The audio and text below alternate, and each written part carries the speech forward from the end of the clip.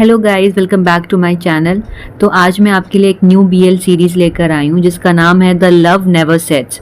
ये मैंने देखा काफ़ी लोगों ने इसका रिक्वेस्ट भी किया था अदर चैनल्स पे कि इसका कुछ बना दो रिव्यू एक्सप्लेनेशन, तो मैंने सोचा कि why not give it a try. So I am here with this episode the love never sets first episode. So इस एपिसोड की शुरुआत होती है हमारे फर्स्ट मेन लीड से जिसका नाम होता है आइस, और वो आके बोलता है कि अगर आपको कुछ स्पाइसी देखना है तो आप मेरे चैनल को सब्सक्राइब कर लीजिए। बेसिकली जो भी उसका होता है, तो बेसिकली यहाँ पे ये एक पॉर्न स्टार रहता है। फिर यूनिवर्सिटी का सीन आता है और कुछ लड़के वहाँ पे आइस का वो पॉर्न स्टार वाला फोटो वॉल पे स्टिक कर रहे होते हैं, बेसिकली उसके पोस्टर्स। और उसमें से एक लड़का बोलता है कि ये जो आइस है वो अंडर ग्रेजुएट स्टूडेंट है जिसने स्कूल छोड़ दिया है और वो बहुत ही हॉट है। पहले उसकी जो वीडियोस थी प्राइवेट वो लीक हो गई थी और जो भी गेज थे, मतलब जो भी गे मैन थे, वो उसके पीछे पागल थे। फिर वो लड़का बोलता है कि जो आइस है उसने तो प्रोफेसर को भी अक्यूज़ किया था, लेकिन एक्चुअली में वो आइस ही था जो प्रोफेसर को हिट कर रहा था, मतलब उसको बेसिकली सेक्स के लिए प्रमोट कर रहा था, मतलब प्रोवोक कर रहा था। फिर वो बोलता है प्रोफेसर तो मैरिड है और उनके पास एक वाइफ और बच्चा भी है, लेकिन तब भी आइस उनको हिट कर रहा था। और फिर पता नहीं क्यों जो प्रोफेसर की वाइफ है फिर उनका मिसकैरेज हो गया और फिर इस वजह से आइस को यूनिवर्सिटी से बैन कर दिया गया, तो उसको निकाल दिया गया था। और उसके बाद से हम आइस को जानते हैं एज अ पॉर्न स्टार। फिर उसमें से एक लड़का बोलता है कि मैंने सुना है कि वो वापस इस कॉलेज में आ रहा है पढ़ाई करने के लिए। फिर वो आपस में बात कर रहे होते हैं लड़के और बोलते हैं कि आखिर आइस जो भी करता है वो उसकी खुद की मर्जी है, खुद की लाइफ है, वो कुछ भी कर सकता है। फिर वो बोलता है कि फिर ये आखिर इस कॉलेज में वापस क्यों आ रहा है पढ़ाई करने के लिए। और फिर तभी हमारे मेन लीड आइस की एंट्री होती है। सब लोग उसको देखते हैं, बोलते हैं वाओ कितना हॉट है, कितना हॉट है। और वहाँ पे आइस के जो पॉर्न स्टार वाले पोस्टर्स होते हैं वो सबको वहाँ पे स्प्रेड कर दिया होता है।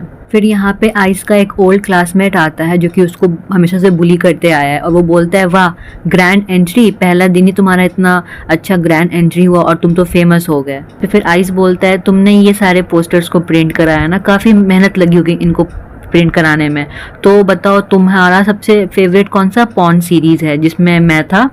तुमने तो मेरे सारे पॉर्न सीरीज़ देखे होंगे, तो बताओ। जिस पे फिर वो जो बुली था वो गुस्सा हो जाता है, बोलता है तुम्हारा कौन सीरीज़ देखेगा जिसमें तुम हो। और फिर वो पूछता है कि बताओ तुम आखिर वापस क्यों आए हो, तुमको पता भी है कि तुम्हारे यहाँ पे आने से कितने कितने लोगों को दिक्कत होगी, स्पेशली मेरे फ्रेंड सेंट को। जिस पे आइस पूछता है कि तुम कहना क्या चाहते हो, तो वो बुली बताता है कि प्रोफेसर सारा ने सेंट को तुम्हारे पीछे रखा था ताकि वो तुम्हारे बिहेवियर को मॉनिटर कर सके और डे बाय डे अपडेट कर सके, क्योंकि वो क्लास प्रेसिडेंट है और उसको प्रोफेसर ने ऐसा करने को बोला था। जिस पे फिर आइस बोलता है कि मैंने तो कभी नहीं बोला ऐसा करने को। तभी ये दोनों आपस में फाइट करने लगते हैं और तभी वहाँ पे सेंट आ जाता है, हमारा सेकेंड मेन लीड। वो आके बोलता है कि ये यूनिवर्सिटी है, यहाँ पे तुम लोग अपना ये फाइट मत करो। जिस पे फिर आइस बोलता है कि तुम अपने फ्रेंड को समझा लो, मैं अपना काम ही कर रहा था। वही था जो आया मेरे पास और मुझसे फाइट करने लगा। फिर आइस आगे आता है तो उस पर कोई स्टूडेंट गंदा पानी फेंक देता है और उसे बचाने के लिए सेंट भी आगे आता है और वो दोनों भीग जाते हैं। फिर जो आइस है वो सेंट को देख के घबरा जाता है और उसको पुश करके अलग हो जाता है। फिर वहाँ पे एक और प्रेसिडेंट आता है यूनिवर्सिटी का और वो लोगों को बोलता है कि तुम अपना ये रिकॉर्डिंग करना बंद करो। जिसपे फिर आइस बोलता है कि तुम अपने सेंट फ्रेंड को समझा दो कि उसे कोई ज़रूरत नहीं है मुझे बचाने के लिए, मैं अकेले ही इन सारे बुलीज को हैंडल कर सकता हूँ, क्योंकि आज तक तो इसने कुछ किया नहीं मेरे लिए, उनसे बचाने के लिए मुझे। तो इसे बोल दो कि ये मेरे बीच में ना आए और इसे कोई ज़रूरत नहीं है मेरे हेल्प करने के लिए, बेसिकली सेंट को। फिर वहाँ पे जो प्रोफेसर है वो आती है और सबको डांट के भगा देती है और वो उस पोस्टर्स को भी डिस्कार्ड करने को बोल देती है। उसके बाद वो अंदर आके आइस से बात कर रही होती है कि तुम ठीक तो हो, और मैं ज़रूर उन लोगों का खबर लूँगी जिन्होंने तुम्हारे साथ ऐसा किया है। फिर आइस बोलता है कि प्रोफेसर क्या आप प्लीज़ सेंट को हटा सकती हैं कि वो मुझे मॉनिटर ना करे। जिस पे फिर प्रोफेसर बोलती है कि नहीं, कमेटी ने ऐसा डिसीजन लिया है कि जो भी सॉफ्टमोर, जो भी अंडर ग्रेजुएट स्टूडेंट इंटेलिजेंट हो और मैच्योर हो, वही तुम्हारा मतलब तुमको मॉनिटर कर सकता है, मतलब बेसिकली उसके बिहेवियर का कैसा पैटर्न है, कब क्या कर रहा है, उसको मॉनिटर करने के लिए। फिर आइस बोलता है तो क्या मैम मैं खुद से किसी को चूज़ कर सकता हूँ। तो फिर प्रोफेसर बोल दिए कि सेंट के अलावा तुम और किसे जानते हो इस कॉलेज में, किसी को नहीं। जिसको सुन के थोड़ा सा अपसेट हो जाता है क्योंकि बेसिकली उसका कोई और फ्रेंड नहीं रहता है उस यूनिवर्सिटी में। तो फिर प्रोफेसर बोलती है कि मुझे लगता है सेंट तुम्हारे लिए सबसे बेस्ट ऑप्शन है, क्योंकि वो मैच्योर भी है और काफ़ी इंटेलिजेंट भी है, और मैंने सुना भी है कि तुम दोनों एक दूसरे को काफ़ी टाइम से जानते चाहते हो इवन बिफोर यूनिवर्सिटी। प्रोफेसर बोलती है कि मैं विश करती हूँ कि तुम्हारा ये सेमेस्टर एक फ्रेश स्टार्ट हो तुम्हारे लिए। नेक्स्ट सीन में हम देखते हैं कि एक लड़की एक ड्रामा के बारे में कुछ इन्फॉर्मेशन बता रही होती है, बेसिकली प्रेजेंटेशन कर रही होती है। उसका नाम रहता है मिडनाइट सन उस ड्रामे का, और वो बता रही होती है कि कैसे क्या इसका थीम है, जिसमें फिर उसका बॉस बोलता है कि ये हम बस स्क्रिप्ट लेके क्या करेंगे। तो फिर वहाँ पे एक और लड़की आके बोलती है कि रुको, ये इसका जो कास्टिंग है, मतलब जो इस ड्रामा के जो हीरोज़ होंगे, तो एक तो हीरो जो है वो आइस है। वो पूछती है कि ये वही हीरो है ना, ये वही का एक्टर है ना जिसकी प्राइवेट वीडियोस लीक हो गई थी। तो फिर वो लड़की बोलती है हाँ, लेकिन उसे फोर्स किया गया था ये सब चीज़ करने के लिए। दूसरी लड़की बोलती है कि हाँ बिल्कुल, मैं उसे एक चांस देना चाहूँगी इस ड्रामा में एक्ट करने का, क्योंकि मैं चाहती हूँ कि जिन लोगों को ऐसा ट्रीट हुआ है, मतलब जिन लोगों के साथ ऐसा कुछ बुरा हुआ हो, तो मैं बिल्कुल चाहती हूँ कि वो भी एक अपने आप को चांस दें और अपने ड्रीम्स को फॉलो करें। फिर बॉस पूछता है कि जो बाकी के एक्टर्स होंगे इस ड्रामा में उनका क्या। तो फिर वो पहली लड़की बोलती है कि मैं ज़रूर किसी को ढूंढ लूँगी, आप बस मुझे थोड़ा सा समय दीजिए। फिर वो लड़की आती है आइस के पास, बेसिकली उसकी फ्रेंड होती है, और वो बोलता है कि तो क्या हुआ तुम्हारे उस ड्रामे का। तो वो बोलती है कि हाँ मिडनाइट संडे तो पास हो गया, अब बस मुझे सेकेंड लीड की ज़रूरत है, फर्स्ट लीड तो मैंने तुमको चूज़ कर लिया। तो जिस पे आइस बोलता है कि उन्हें पता है मेरे पास्ट के बारे में। तो वो लड़की बोलती है हाँ उन्हें पता है, और वो चाहते हैं कि वो तुम्हें एक चांस दें।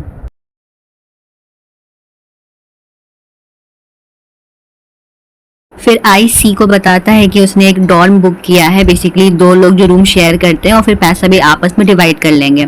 तो वो बहुत खुश है और प्रे कर रहा है कि उसे एक अच्छा रूममेट मिले। फिर आइस वो ऑनलाइन वेबसाइट पे देख रहा होता है कि कैसे लोग सेंट को कितना अप्रिशिएट कर रहे हैं, कि वो कितना रिच है, कितना हैंडसम और कितना मैच्योर है। फिर वो अंदर आता है तो देखते हैं जो रिसेप्शनिस्ट है वो कोई ड्रामा देख रहा होता है। फिर आइस रिसेप्शनिस्ट के साथ ऊपर जाता है अपने रूम की तरफ। तो वहाँ पे वो बताता है उसको कि जो तुम्हारा रूममेट है बहुत ही हैंडसम है, बहुत ही हेल्पफुल है, जैसे तुमने बताया था बिल्कुल वैसा ही मैंने ढूंढ के लाया है। वो लोग डोर बेल रिंग करते हैं, बट जो अंदर का रूममेट था वो कहीं वॉशरूम में बिजी था तो वो नहीं खोल पाया। तो फिर ये लोग वैसे ही घुस जाते हैं, वो एक्चुअली डोर खुला ही रहता है। उसके बाद वो रिसेप्शनिस्ट अंदर आके पूरा रूम दिखाती है कि देखो कितना अच्छा रूम है, कितना बड़ा है, और फिर वो कॉन्ट्रैक्ट पेपर्स भी देती है डॉर्म का, उस रूम का बेसिकली, और मनी ट्रांसफर भी कर देता है आइस उस रिसेप्शनिस्ट को। बेसिकली 3 मंथ्स का वो कॉन्ट्रैक्ट रहता है रूम में रहने का। फिर सेंट वॉशरूम से आता है तो आइस उसे देख के चौंक जाता है। वो पूछता है तुम यहाँ पे क्या कर रहे हो।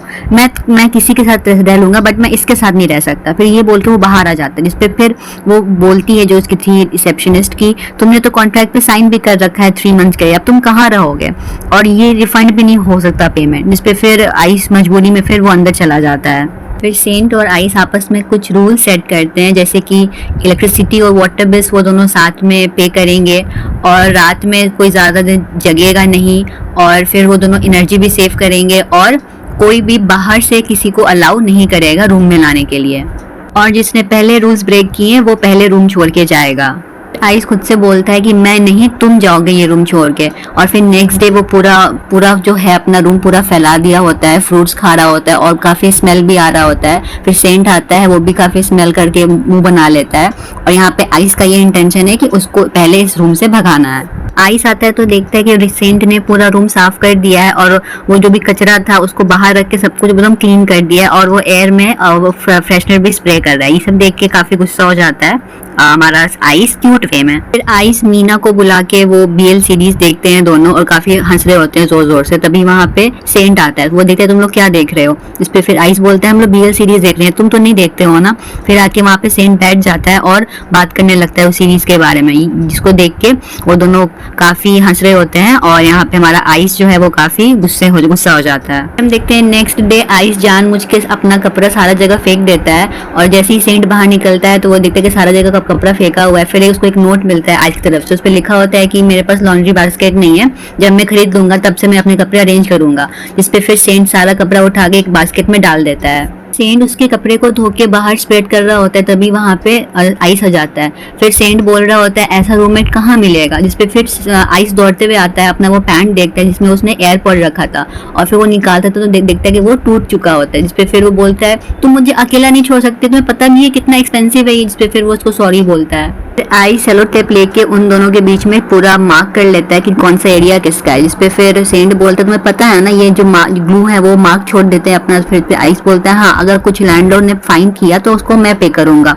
और प्लीज तुम ये नाटक बंद करो मेरी फिक्र करने की। फिर आइस अपने एक दोस्त वॉर्म को मैसेज कर रहा होता है कि मैं अपना गिटार वहाँ पे छोड़ रहा हूँ, मैं आगे किसी और दिन ले लूंगा और मैं म्यूजिक क्लब के लिए भी ऑडिशन करूंगा। सेंट बाहर आता है पानी लेने के लिए, तभी वहाँ पे उसको आइस के रूम से कुछ आवाज सुनाई देती है।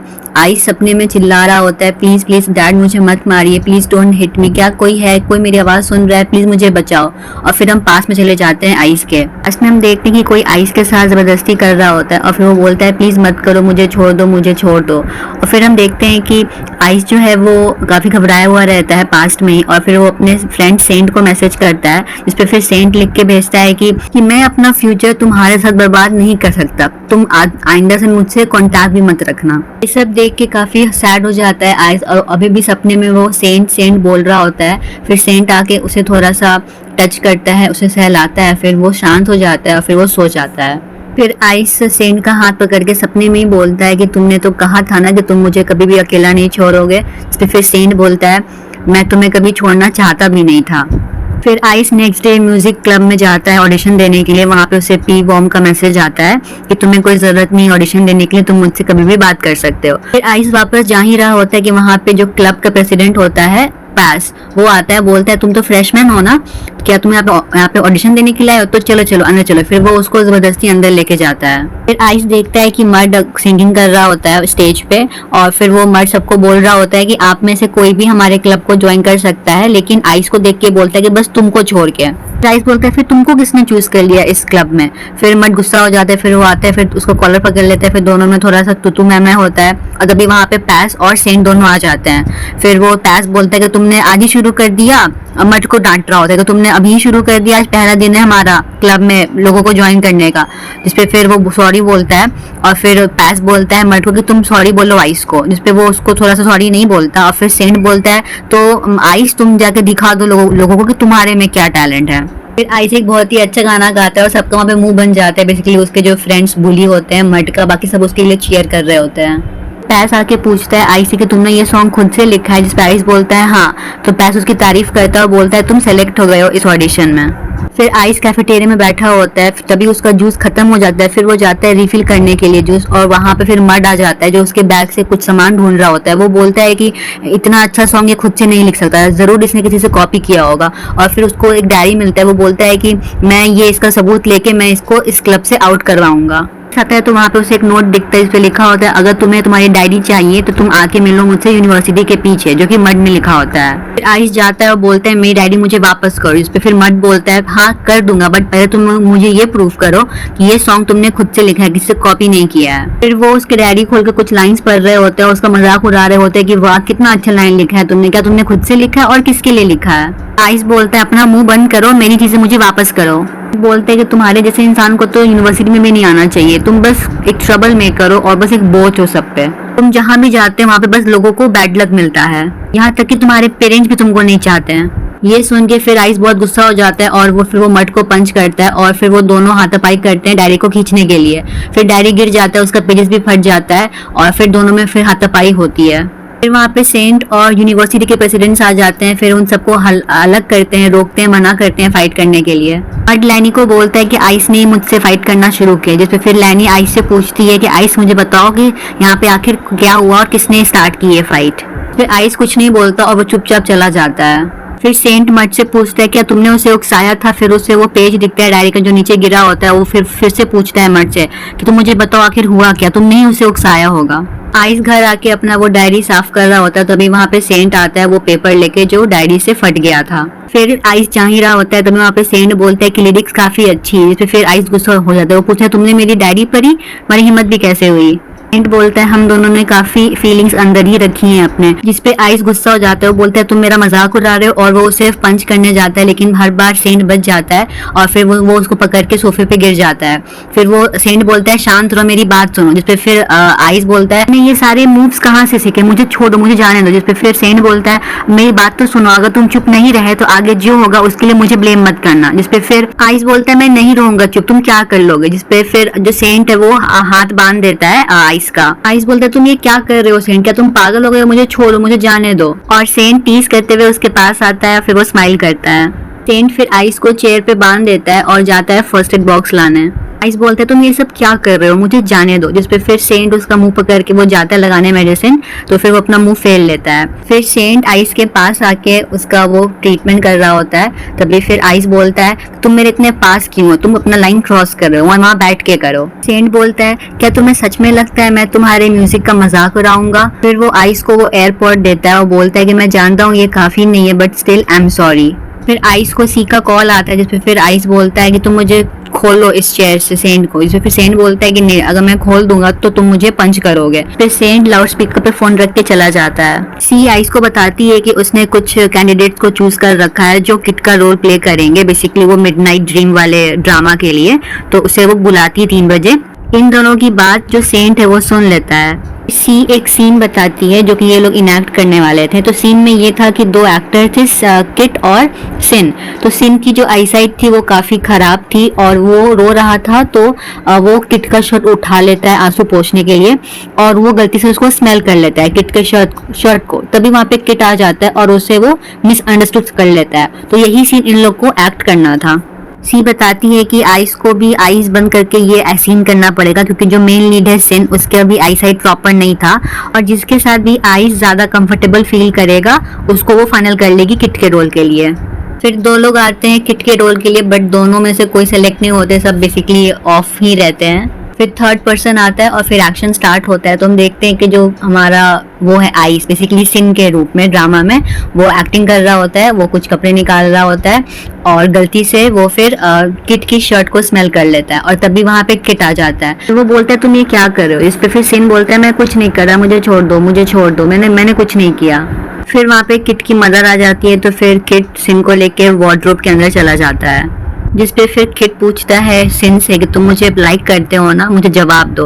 और फिर वो सिन को नेक किस करने लगता है। तभी एक्शन कट होता है और आइस अपना मास्क उतारता है और देखता है अपने सामने सेंट को और बोलता है तुम।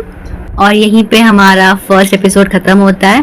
Please subscribe my channel for next episode update. So stay tuned, bye bye.